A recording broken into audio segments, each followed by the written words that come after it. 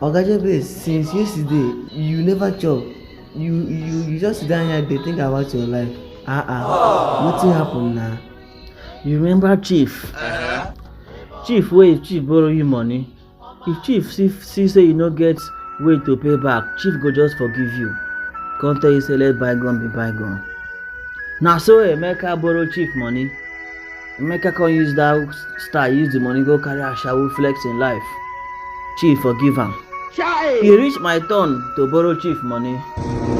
Chief wey dey let bygone be bygone. Yesterday I enter whatsapp, Chief don go buy machine gun. What? And now government don give Chief license to kill anybody wey dey owe am. And tomorrow na my own deadline.